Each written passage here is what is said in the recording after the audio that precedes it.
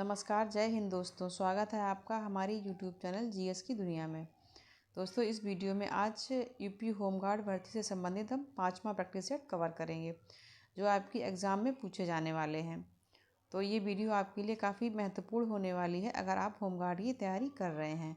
तो ये video last तक देखिए, और जो लोग चैनल पर नए हैं तो प्लीज़ चैनल को सब्सक्राइब कर लें ताकि हमारी हर वीडियो की नोटिफिकेशन आप तक पहुँचती रहे और आप ऐसे ही यूज़फुल वीडियो का लाभ उठाते रहें और आपकी एग्ज़ाम की तैयारी अच्छी चलती रहे।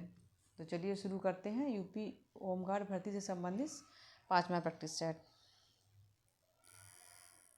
क्वेश्चन नंबर 1, मनुष्यों में अपशिष्ट उत्पादों का निस्यंदन वृक्क में होता है। वृक्क के भीतर काफ़ी संख्या में निस्यंदन इकाइयाँ होती हैं जो इस कार्य को करने में सहायक होती हैं। इन निस्यंदन इकाइयों को रस कहा जाता है। तो इसके ऑप्शन है ऑप्शन ए केशिका, ऑप्शन बी वोमेन संपुट, ऑप्शन सी कोपिका, ऑप्शन डी वृक्काणु। क्वेश्चन 1 का राइट आंसर है ऑप्शन डी वृक्काणु। जो हमारी वृक्क होती है जिसको किडनी बोलते हैं उसमें ही ये वृक्काणु पाए जाते हैं जो हमारे बॉडी के जो भी खराब पदार्थ होते हैं उनको बाहर निकालती है और हमारे शरीर को स्वस्थ रखते हैं। तो क्वेश्चन 1 का राइट आंसर है option D. Next question, question number 2, रोगों का कौन सा समूह जीवाणुओं के कारण होता है? ये भी कह सकते हैं कि जो बैक्टीरिया से कौन कौन से रोग होते हैं, इस तरह से भी पूछा जा सकता है। तो बैक्टीरिया से होने वाले जो रोग हैं उनका समूह कौन सा है? तो इसके ऑप्शन है इन्फ्लुएंजा, डेंगू एंड हैजा, option B dengue, malaria and हैजा, ऑप्शन सी आंत्रज्वर और हैजा और तपेदिक, ऑप्शन डी मलेरिया, सामान्य सर्दी जुकाम और इन्फ्लुएंजा। तो जो बैक्टीरिया से होने वाले जो रोग होते हैं वो होता है आंत्रज्वर जिसको टाइफाइड बोलते हैं, हैजा और तपेदिक। ये तीनों जो होते हैं वो बैक्टीरिया से होते हैं। तो क्वेश्चन 2 का जो राइट आंसर है वो है option C. Next question, question number 3, निम्नलिखित में से किसने मेगास्थनीज को चंद्रगुप्त मौर्य के दरबार में भेजा था? तो इसके ऑप्शन है ऑप्शन ए सेल्यूकस प्रथम निकेटर, ऑप्शन बी एंटियोकस प्रथम, ऑप्शन सी अलेक्जेंडर तृतीय, ऑप्शन डी एंटियोकस तृतीय। तो इसको जो मेगास्थनीज जो था वो चंद्रगुप्त मौर्य के दरबार में आया था और इसको भेजा था सेल्यूकस प्रथम निकेटर ने। सेल्यूकस निकेटर जो था वो चंद्रगुप्त का सेनापति था, क्योंकि इसको जब उन्होंने वहाँ से जब वो आया था तो ये चंद्रगुप्त के दरबार में रहा था और चंद्रगुप्त के दरबार में आने से पहले ये इसका जो मेगास्थनीज जो था वो इसने चंद्रगुप्त के दरबार में इसको भेजा था। तो जो मेगास्थनीज जो था वो चंद्रगुप्त मौर्य के दरबार में सबसे पहले आया था और उसके बाद सेल्यूकस निकेटर के जो पुत्री थी उसी के साथ चंद्रगुप्त ने इसका अपना विवाह कर लिया था सेल्यूकस निकेटर की पुत्री के साथ। क्योंकि जो सिकंदर का ये जो सेल्यूकस निकेटर जो था वो सिकंदर का सेनापति था और उसने ही मेगास्थनीज को इसके दरबार में भेजा था। और जब सिकंदर की चंद्रगुप्त मौर्य के द्वारा सिकंदर को जब हार मिली थी तो उसके बाद में ही सेल्यूकस निकेटर जो था वो चंद्रगुप्त मौर्य के दरबार में रहने लगा था। तो क्वेश्चन 3 का जो राइट आंसर है वो है ऑप्शन ए। नेक्स्ट क्वेश्चन, क्वेश्चन नंबर 4, निम्नलिखित में से किस घटना के कारण रविन्द्रनाथ टैगोर ने अपनी पीड़ा व्यक्त करते हुए ब्रिटिश सरकार को नाइटहुड की उपाधि लौटा दी थी? तो इसके ऑप्शन है ऑप्शन ए जलियांवाला बाग हत्याकांड, ऑप्शन बी बंगाल का विभाजन, ऑप्शन सी चौड़पादिका प्रसंग, ऑप्शन डी चौराचौरी कांड। तो जो रविन्द्रनाथ टैगोर थे उन्होंने नाइटहुड की उपाधि लौटा दी थी क्योंकि वो जलियांवाला जो हत्याकांड हुआ था 13 अप्रैल 1919 को, उस घटना के बाद उन्होंने सरकार के विरोध जताने के लिए, सरकार को अपना नाराज़गी जताने के लिए नाइटहुड की जो उपाधि ब्रिटिश सरकार के द्वारा उनको दी गई थी उन्होंने उसको वापस कर दिया था अपना विरोध प्रदर्शन करने के लिए।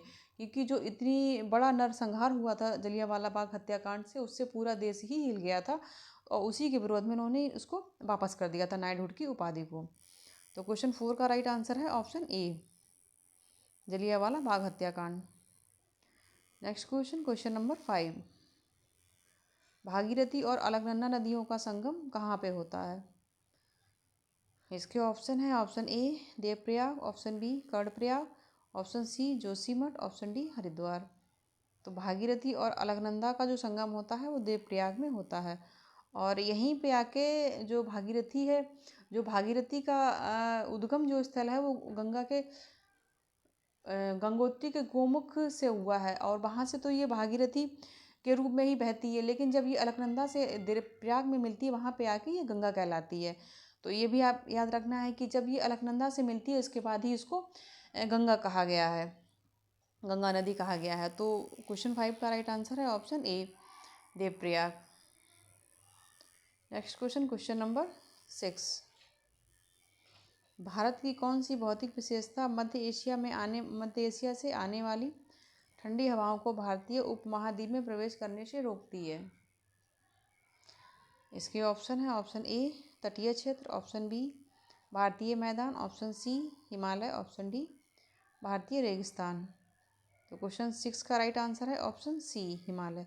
जो हिमालय पर्वत श्रृंखला है वही हमारे देश में जो साइबेरिया से आने वाली ठंडी हवाएं होती हैं उनको रोक के रखती है, और जिससे हमारे देश में जो हमारे देश का जो मौसम है मानसून है वो ज़्यादा ठंडा नहीं हो पाता है मौसम।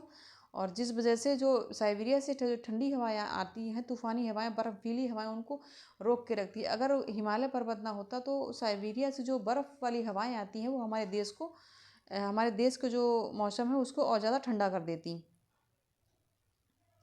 तो क्वेश्चन 6 का राइट आंसर है ऑप्शन सी, मध्य एशिया से आने वाली हवाओं को भारत में आने से रोकती है हिमालय पर्वत। Next question, question number 7। राष्ट्रपति द्वारा राज्यसभा के लिए कितने सदस्यों को मनोनीत किया जाता है?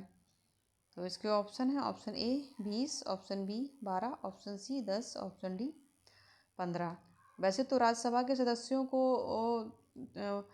चुनाव के द्वारा इनको चयन करके आते हैं, लेकिन कुछ सदस्यों को राष्ट्रपति मनोनीत कर सकते हैं। जो जो कला और विज्ञान के क्षेत्र में जो लोग अच्छा योगदान देते हैं देश के लिए, तो उनको राष्ट्रपति मनोनीत करते हैं। तो जो राष्ट्रपति द्वारा राज्यसभा के सदस्यों को मनोनीत करने की जो संख्या होती है वो है 12। राष्ट्रपति 12 सदस्यों को मनोनीत कर सकते हैं, और वो भी विज्ञान कला के क्षेत्र में और साहित्य के क्षेत्र में। ये भी आपको याद रखना है कि विज्ञान कला और साहित्य के क्षेत्र में जो लोग देश के लिए अच्छा योगदान देते हैं उनको ये मनोनीत करते हैं। तो क्वेश्चन 7 का राइट आंसर है option B 12। Next question, question number 8। हरित क्रांति से भारत के किस राज्य का सबसे अधिक रूपांतरण हुआ है? इसके ऑप्शन है option A Maharashtra, option B Punjab, option C Kerala, option D Pashchim Bangal. Question 8 का राइट आंसर है ऑप्शन बी पंजाब। हरित क्रांति से जो सबसे ज़्यादा जिस राज्य का अधिक रूपांतरण हुआ है वो पंजाब है, क्योंकि पंजाब में ही सबसे ज़्यादा गेहूं और चावल की खेती होती है। तो जो हरित क्रांति है जो वो भी उसका भी संबंध जो है वो चावल और गेहूं के उत्पादन से ही है। हरित क्रांति का उपयोग से जैसे नए कृषि उत्पादों का उपयोग करना, वैज्ञानिक तरीके से खेती करना, नए उपकरणों का उपयोग करना जिससे खेती में अधिक पैदावार हो सके। तो जो सबसे ज़्यादा खेती में पैदावार की जो उत्पादन क्षमता जो बढ़ाई गई है वो सबसे ज़्यादा पंजाब राज्य में ही बढ़ाई गई है, और सबसे ज़्यादा जो गेहूं होता है वो पंजाब में ही होता है। इसलिए हरित क्रांति से भारत के जो पंजाब राज्य है उसी में सबसे ज़्यादा अधिक परिवर्तन हुआ है। तो क्वेश्चन 8 का जो राइट आंसर है वो है option B. Next question, question number 9। Bharat में सूक्ष्म लघु और मध्यम उद्यम विकास अधिनियम 2006 का प्राथमिक उद्देश्य क्या है? तो इसके ऑप्शन है ऑप्शन ए केवल बड़े पैमाने के उद्योगों पर ध्यान केंद्रित करना, ऑप्शन बी विदेशी कंपनियों को विनियमित करना, ऑप्शन सी एमएसएमईएस के विकास को बढ़ावा देना और सुविधाजनक बनाना, ऑप्शन डी एमएसएमईएस की सुरक्षा के लिए आयात शुल्क बढ़ाना। तो क्वेश्चन 9 का जो राइट आंसर है वो है ऑप्शन सी एमएस और एमईएस के विकास को बढ़ाना और सुविधाजनक बनाना। तो क्वेश्चन 9 का जो राइट आंसर है वो है option C. Next question, question number 10।